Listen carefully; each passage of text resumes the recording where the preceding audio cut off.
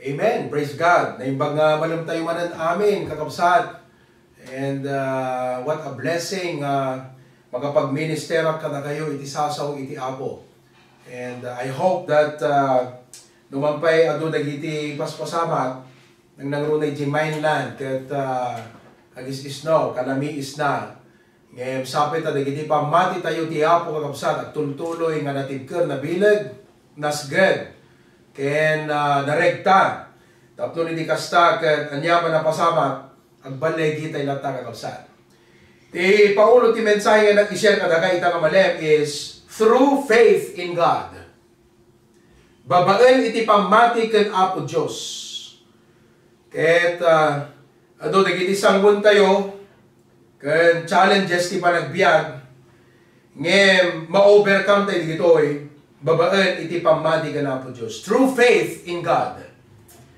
Dawati ka tumakder tayo amin ket lukiban tayo ti Biblia ti Habakkuk chapter 3 verses 16 to 19. Chapter 3 verses 16 to 19. Ado nga nakaaramatan kakabsat nga panagserbi ti Apo. Ket idi kalman Sunday tibigat malaksid nga nag-preach yan di church tayo, di service tayo. Kahit nang-record ti message nga in-play da kakabsat kadigijay nas nga ni talugasot nga trainees iti pulis. Ijay pagtitrainingan ni Brother MD. Kahit praise the Lord. Gaputa uray adayo. Kahit agtak-takder na tayo di pamati na nga para iti Apo. Is able to shine and stand. Gapo iti pamati na kanapo Diyos. So ikarkararag tayo kakabsat ni Brother MD. Kabsat ni Brother John. Itultuloy nga usaran ti Apo isuna. Kat i-promote pa iti Apo isuna. Tapnon ti kastang nalawlawa iti mabalin nga pangaramatan ti Apo iti panagbiag na. Today, Monday.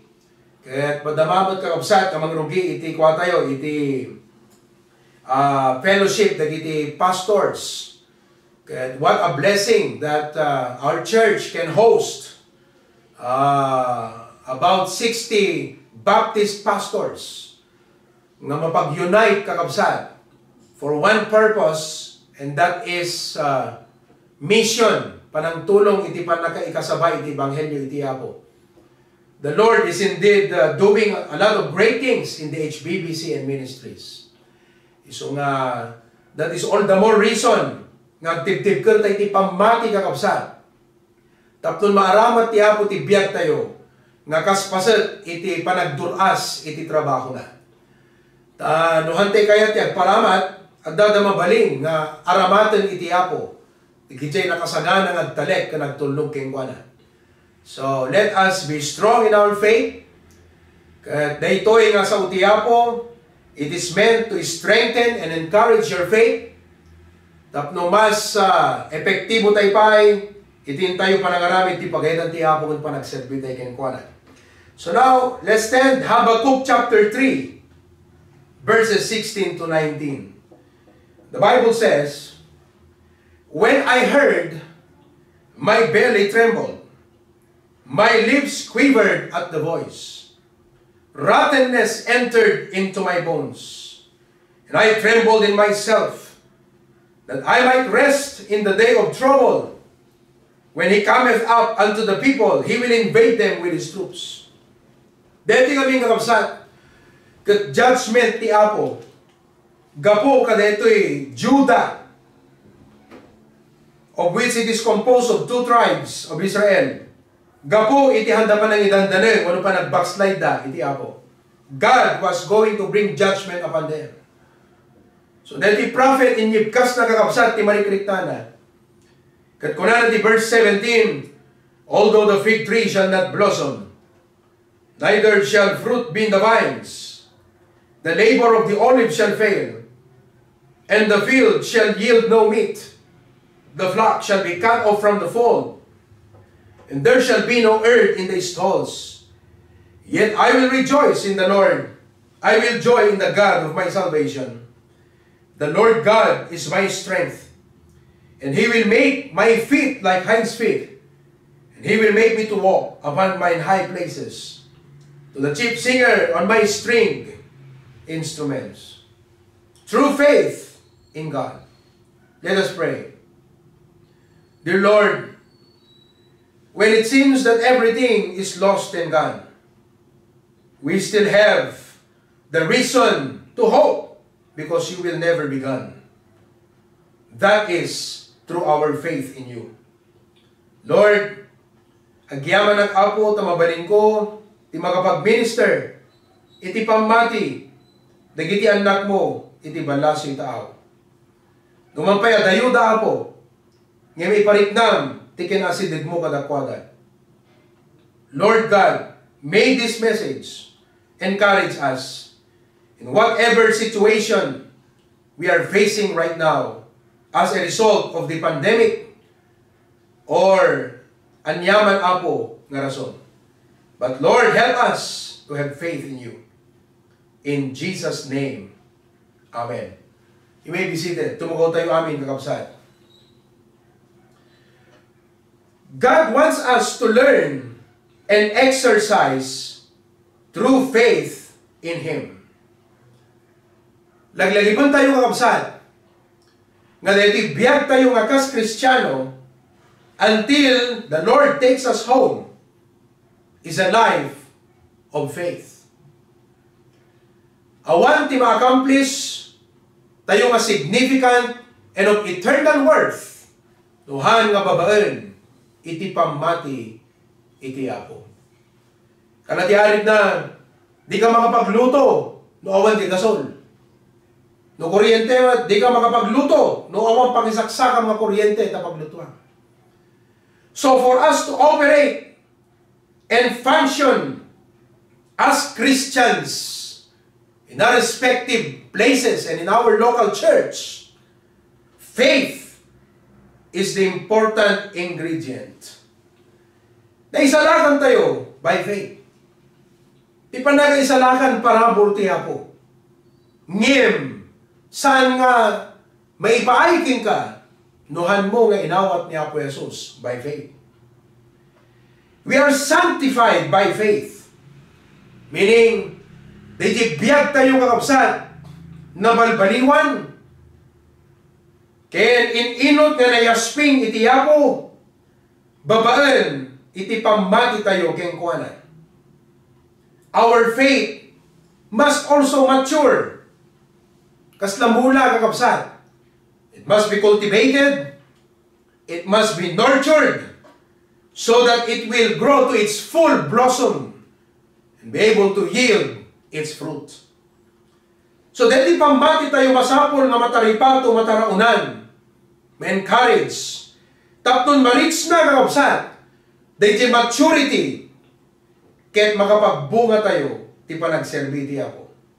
We serve God by faith. The great men di Bible, they were given in Hebrews chapter 11. They were able to accomplish the mission ni Papa Aramid ti Apo kadakwada by faith. So, we can choose to have faith in Him in every circumstance. Dito agdaman nga kasasaad tayo itakan sitwasyon. Kananyaman dito agdaman nga kasasaad kan sitwasyon mo iti dahi ti nga bundaway. Di dapat ikaralag mo ti Apo ko ng Lord. Kayang-kayang nga urnusan na iti sitwasyon. Kat Apo, awan narigat king ka. Kat iti dahi ti agdama nga kasasaad ko Apo. Padagkilam ti pamati ka. Increase my faith in you. Now in the passage that we read, makita tayo dito kakapsat, dagiti blessings nga may experience tayo, kaya maadda ka tayo, no adda ka tayo ti pamati ka na po Diyos. Things that we can have, or what He has promised to us through faith. Number 1, kakapsat, kuna na dito, verse 16, iti madamag ko when I heard, my belly trembled, my lips quivered at the voice. So, naggaligagaw, kat nagdanag, Naalarma kakabsat. Ano dagiti pasamak ti biyag tayo nga maupay agkapoy ken maalarma tayo isumot ti gapunan nga agkapoy tayo kakabsat. Rattleness entered into my bones. Aglulukan ti kaunggat ko na. Digiti tultulang ko and I trembled in myself that I might rest in the day of trouble. Amo yung kakabsat, through faith in God, we can have courage when we are afraid. Babaan ti pamati ka na po Diyos. Dito nga pamati kan iso daytoy DJ.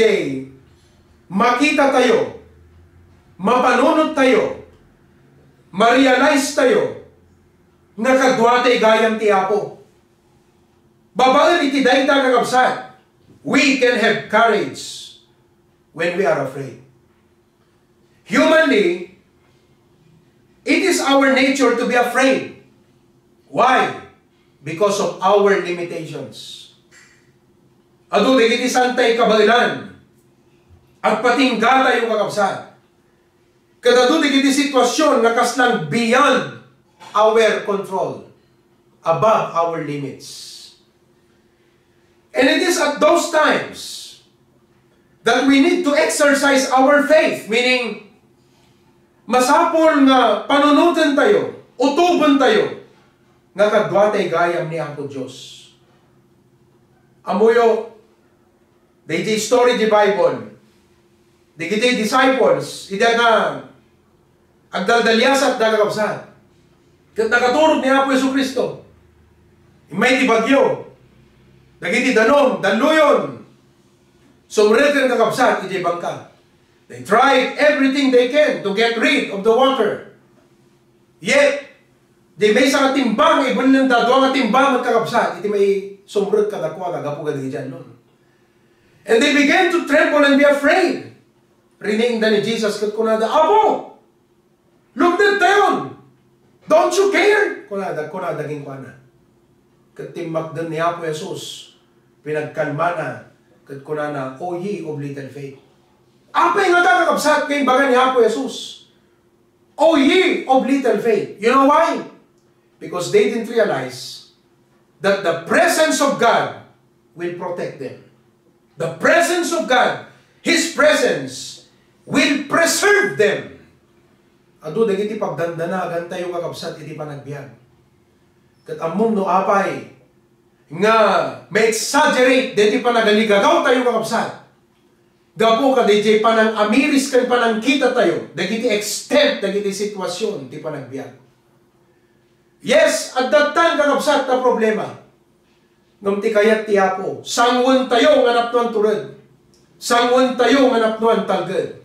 Kasano, pastor? Babaan iti panang panunot kan panang amiris tayo. Nga dati Apo kada tayo. You know, in the book of Joshua, idi nga ni Joshua kakabsat kat ilid na ti nation of Israel. Tapnon sarkandan di lugar, the land of promise. And they know there are giants in the land, enemies to conquer before they can finally settle down.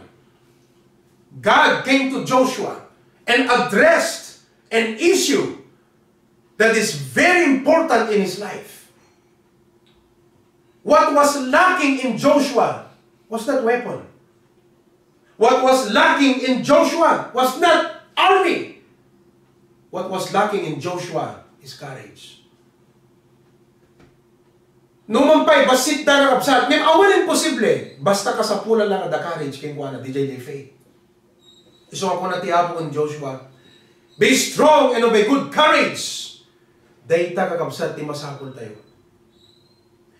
Ado na gini Kristiyano, nga aware, no anya di pagayatan ti apo ti biyagda, ngam di na maramin. Not because of lack of resources, not because of lack of opportunities, so to speak, but for lack of courage. Ako na ti Apo, I will be with thee whithersoever thou goest. Kadwang ti Apo kapsat. Kadto kadwang iti Apo, if God is your partner, make your plans big. Attempt great things for God. expect great things from God. Next year, panubos tiya po, we are attempting to build the greatest, the biggest building so far in the history of the Hosanna Bible Baptist Church. We may not have all the resources now, but we have faith in God. Faith in God will give you the courage when you're afraid. In the 23rd Psalm, kunana, even though I walk through the valley of the shadow of death, I will fear no evil, for thou art with me. The Lord promised in Hebrews 13, I will never leave thee, nor forsake thee. We can have courage. Pangalawa, through faith in God, we can have patience when we have to wait. We can have patience when we have to wait. Ado, dagiti sitwasyon ti biyag kakabsat nga gumanat jerit na tayo. Like for example, kaano nga nga malpas dito yung problema, malpas ko man. Katuawang pamatim kakabsat, mapulkugang ka ngamang panunod. Ngayon no, dapat nagtalit mo iti Apo that He is sovereign and He's in control. Kat aramidam di dapat ka aramidam, God will take care of it. You have faith in God. Di pusong kakabsat, natal ng aguray. At dati kiti ba nag-excited tayo, sana, andito na. Pero, agtalit ka iti Apo ko ng Lord, your timing is perfect. Baka no, itatag at adakan niya ako, baka it might destroy me. I may not be ready. I may not be prepared for it. So, dati iti delays, iti biyag tayo kakabsat. And those delays are not necessarily denials. Pero ti Apo kakabsat, kaya't nalaan nga i-exercise tayo. Iti pamati pa nagtalit kan kwa na. Kat aguray tayo nga datal na iti puso tayo. That is the result of faith. Kat mabaling nga iti dayti nga gundaway kakabsat. At da ka iti dayti nga kasasaad. That you need to wait. And you need the patience to wait. So have faith in God. Through faith in God, we can have patience when we have to wait. Amoy idi ibaga ni Pastor John na kuna nagat, by the grace of God. Idi medyo iparipirit nan. Nag-building tayo kakabsat. Kat bayat ba't para kingkwanan ti puso na. Kasi dakilaban ang kanya. DJ, kaslang blessing ni Pastor John. Kada ti panggap ti building construction. Kada ti may paripirit ng kakabsat na we are on the go. Excited akong kakabsat. Kati amok, mangrugi tayo ni tangatawag. Ngam kuna na, no, it will be next year. Kasi siyempre, no, excited ka unay kakabsat. Kada ti matunday di excitement mo. Ngam, haan nga di jay di kinitap no di kat apo ko na, your timing is the best timing. Kat inadal ko di reason no apay, kat na-realize ko, may mayat nga amang nga to no next year. Number one, may mayat ti panakaluto na kakabsat di plano. May ikarkararag, makita amin nga ang gulo. May ikadwa, baka pag-raise tayo kakabsat, iti resources nga enough para ka deti building project. You have enough time by the grace of God. May ikatlo, magagatang tayo ka ti materyales into no kalakana. Tatakangina pelang ti materyales. So by mid of this year or last part of the year, mabalin tayo itong kakabsat nga magagatang ka ti materyales. Because I believe nga dati next year, first part of next year, palubos ti Apo, is indeed the best time. It is God's time. And until then, we will have to wait by faith. So, through faith in God, we can have patience when we have to wait. Mabaling nga dati, hindi karkararag mo, hanggang maupay, nga mangikararag kakabsat, apay ko mga maupay ka, kat naimbag, di panggap mo, di ka di ikarkararag mo. It may be a matter of time when you be able to see things change and improve as an answer to your prayer. But don't give up praying. Don't faint. Just keep praying. Why? Because you have faith that God will make your prayer into a realization, will turn your prayer into a realization. So we can have patience when we have to wait. Number 3, kakabsat. Through faith in God, we can have joy when times are tough.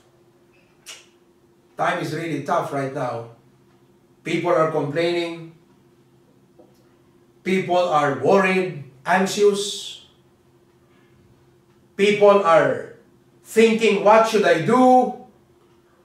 Panunutan ti amin nga strategy no nasayat karamidan ti panagbiyagen. There are many people who are affected emotionally, mentally.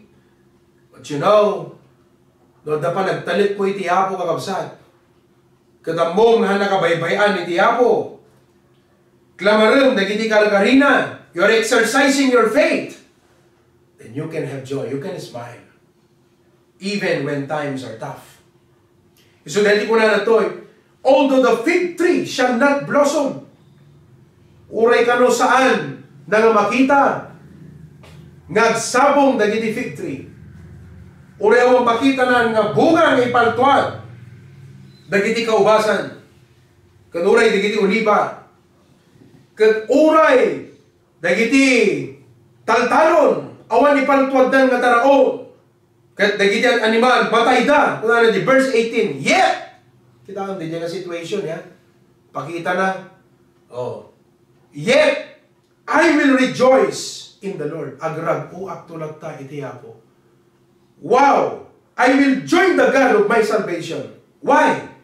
Because our joy is never based on the things of this world. But our joy is based on God.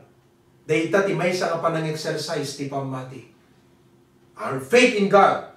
That our joy depends on God.